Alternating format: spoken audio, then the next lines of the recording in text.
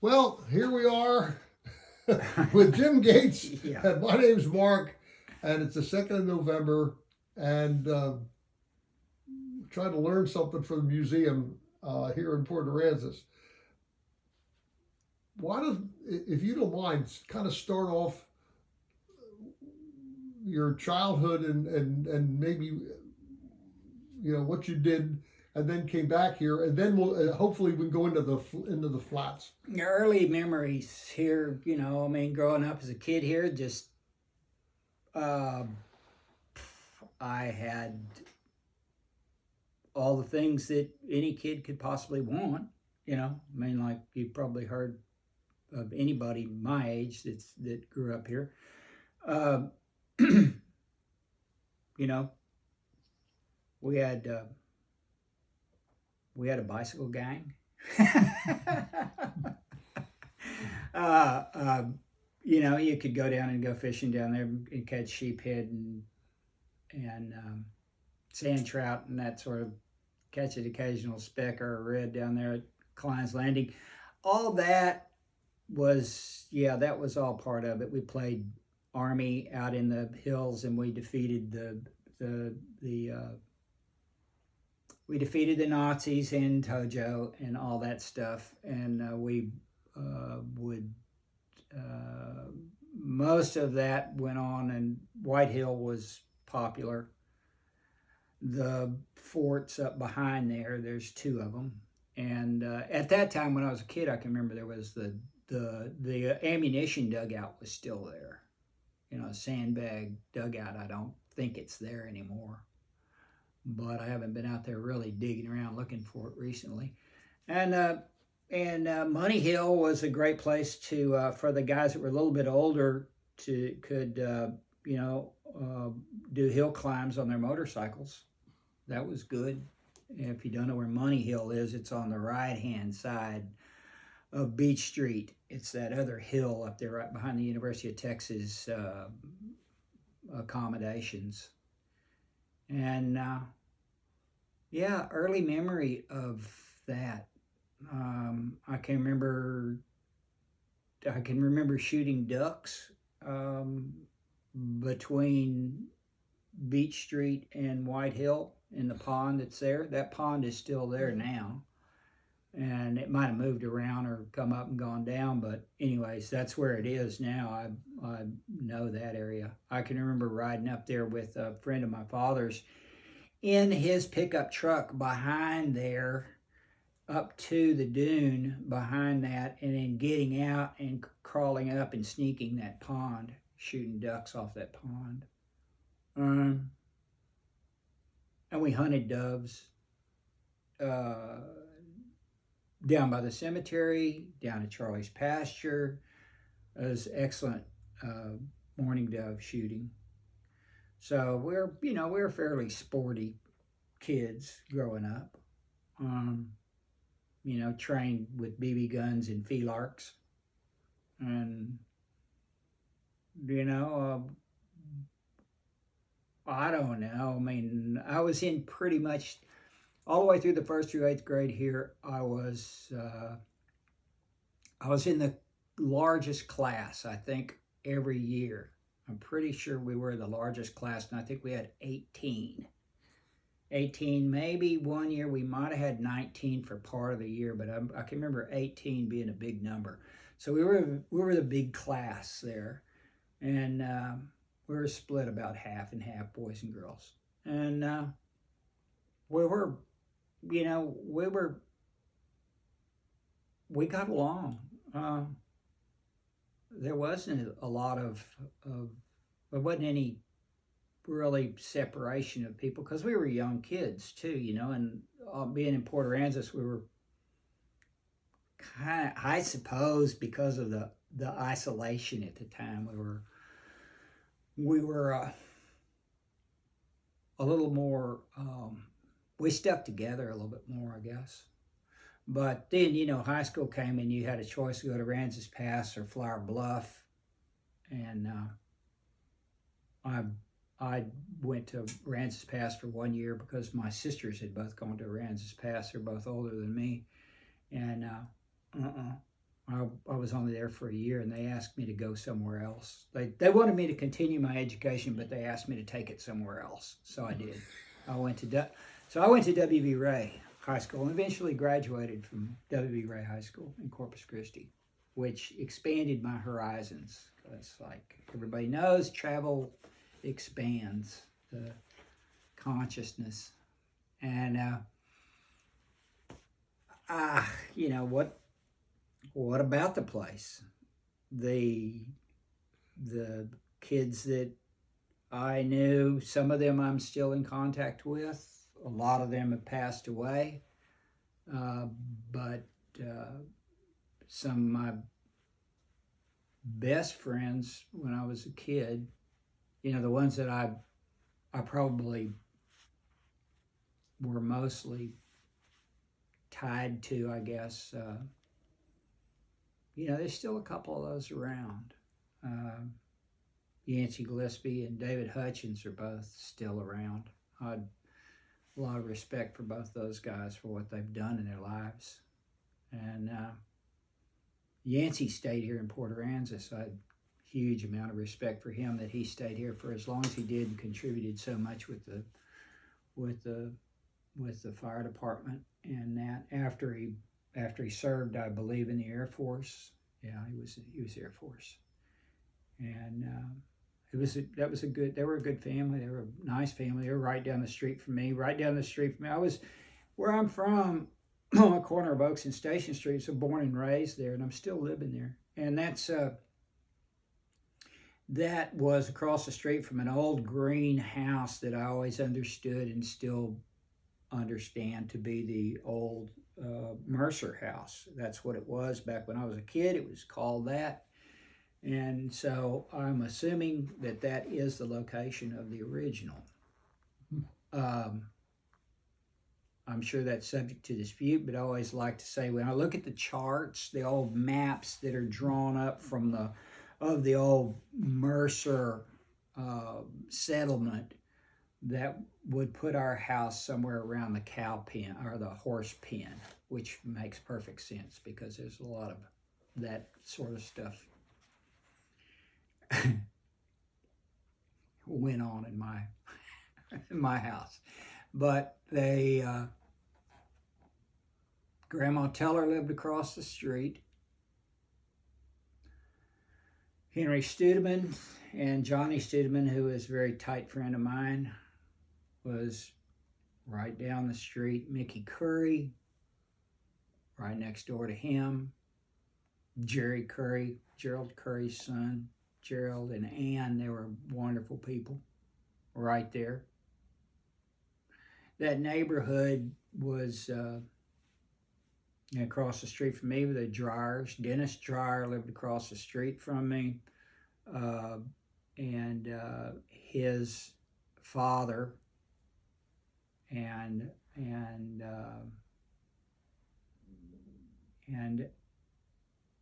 Dennis's youngest brother, Stanley Earl, was my age.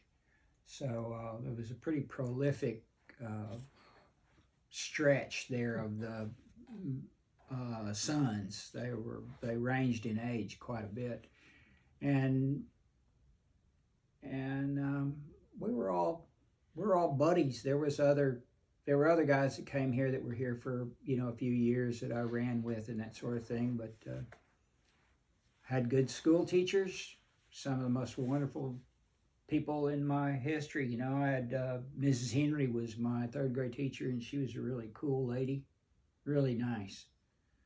And she was really sharp, good history teacher. Mrs. Blackard was also really, really good. That was my fourth grade teacher. Manny Matthews was my fifth grade teacher. I had them all. And Doyle Merrick was a really cool guy. He taught us Spanish. He started off teaching us Spanish in the first grade. I can remember that. And so every year, all the way through school, we would always wind up getting Spanish lessons on an irregular basis, but there was pretty consistently there. And it did contribute quite a bit to my ability to speak Spanish. and you know, by spending a lot of time in Mexico and Central America in my early life, I got to where I get along well, but it was all tied back to that original background, which I think is very fair because Texas being really having with that background. And Port Aransas is a unique place. I don't know what else to credit it to aside from you know, its isolation and the unique. One of the things I didn't say was you were born in the early 50s, so that gives. I was born in 1953. So that gives. Yeah, yeah, right. The era. Right. Yeah. People probably would be interested in what somebody did when they left the island and before they came back. That you had kind of a neat. Yeah. Well, I ran away from home when I was 16 years old because I was one of the first surfers here. I was for sure the youngest of the first, and how I got into that or why I wanted to do that, I have no idea. But anyway, it happened, and I decided that I wanted to expand that horizon. And I had a lot of friends that surfed here in Port Aransas. And anyway, so I was 16 years old. I bailed out and wound up going to California. I had been given, I made a trip with the Hahn family and went to California with them. They were invited me along to a trip to California, and that sort of really whetted the appetite for that. Anyways, I went back out there and I spent quite a bit of time out there. Came back and went back to high school and spent some time in high school and went out. I did actually graduate at the time when I was, you know, would I've normally done that because I did a lot of correspondence courses. You could still do correspondence courses through the mail. So, I got back here. I was 17. At the age of 17, I asked my father would he sign papers for me to join the Marine Corps so I could go to Vietnam. And because all my buddies were older than me, and there were several of them had gone into the service. They were either in the Army or the Marine Corps and were in Vietnam. And I thought that was, you know, I mean, that's what you were supposed to do. And my father, being a World War II veteran, refused and told me that there wasn't any way in the world that he was going to get me involved in anything like that. And his attitude about that conflict is one that I've accepted and support. Anyways, so I joined the Merchant Marine because I still wanted to travel and get paid for it. And you know, you just couldn't get a ship when you were my age, you know, just couldn't. I went to the hiring halls in Corpus and in Galveston, and then I wound up going to the oil field onto the working on crew boats in the oil field. And I had spent a little time working on the local charter boats and that. And so when I came back here, I continued to work on the local sport fishing boats. And I did that for, you know, several years. That's what we did. And I learned to do all the things that it seems like deckhands are prone to doing.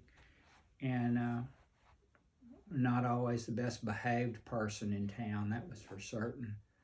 A lot of amends have gone into that, into my later life connected to that previous iteration of me. And I was in Central America in 1980 and 1981 and 82. Costa Rica. And down there surfing, I went to Costa Rica in 1981. I went to Costa Rica, excuse me, I said 1980, it was 81. I went there, and after I lost my wife to cancer, and my daughter was born, and just prior to my wife's death. And she was born in Mexico City. And the reason we were in Mexico City is because we couldn't get treatment for her. We couldn't get cancer treatment without using a method that was guaranteed to cause the death of the unborn child.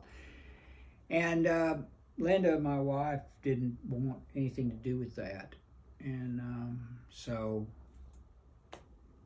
we thought that there might be a chance. There was a method of treatment called interferon treatment. It was very new, and they weren't sure. And as it turns out, I don't think it's very effective, or if effective at all. But anyways, it was still being used, being tried in Mexico. It was illegal in the United States at the time. And so her father, who lived in New Orleans, which is where we were at the time, we were in New Orleans, we wound up having to fly down in a private jet to there because of her father knew some people because he was in the shipping business. And we went down there. There's the only way we could go. Couldn't fly commercial. They wouldn't let her fly commercial. And we went there, and a week later, my daughter was born, and Linda passed away. And my daughter's name is Sandra, and her and I are still pretty close. but at that stage, I was not really very good at keeping my head straight and my feet on the ground, and so I basically handed my daughter, after 9 months of keeping her myself, I handed her off to my mother and my sister, and they did a wonderful job of raising my daughter. I went to Costa Rica, and I kind of felt like if I hadn't gone to Costa Rica, I would have gone even farther down that very dark path. But you know, I mean, I was a Port Aransas guy, so I wound up coming back here, and then was back running a sport fish boat, and was given the opportunity in 1984 to go to Australia for 10 days with the people I worked for, whose boat I was running. And I did, and I liked it so much that I stayed for 17 years. I made a couple of trips back and forth. My wife, I met a girl in Australia, a wonderful girl in Australia, and we worked together on the boats in Australia. The last 7 years I was there, she and I ran a long-range boat up and down the Great Barrier Reef, and I was the, at the time, and to my knowledge still, the only American citizen to have a full pilotage endorsement for the entire Great Barrier Reef in Australia. And I got my Australian citizenship because of marriage. My mother was diagnosed with cancer, and when she called me and told me that she was undergoing chemotherapy, and it scared her. And up to that point in my life, the only way that any of that had worked was anytime I got into a bind, it was my mom that I called. And this time it was her calling me. And so we promptly finished up our business, closed out our lease on the boat, paid our taxes, and got on a plane, Tess and I, my wife and I, and we flew back here. Now, prior to that, Tess and I had come back here, and that's when, and she applied for and attained her U.S. residency. And the best part about it was we came in the dead of winter, and I think it was about 1986 or 87. And it was a terribly cold winter, and we got here in the dead of winter, coming back from the tropics, and she arrived here, and she'd heard all these wonderful stories. I told her about Port Aransas and what a wonderful exotic place it was. Now my grandmother had this pub, and it was all great. We got here, and it was gray, overcast, below freezing, and she thought it was a giant practical joke that I had orchestrated. She really did. She really did not believe that this was, and we were in shock from the temperature change and the whole jet lag thing that we were going through. But when we finally got up and got to moving around the morning after we'd gotten back after that 22-hour flight, she was just shaking her head. I had a truck. So we were driving around town in that truck looking at everything frozen like that. And I said, well, we got to stop here. And she said, the hardware store? And I said, yeah, let's go. Let's need to go in there. It's Bill Moore's. And she said, it's a hardware store, a tackle store. And I said, yeah. She said, what do we need to go in there for? And I said, no, you need to come in here. She said, oh my God. And we got out of the truck and walked in, and there was probably 12 or 15 people in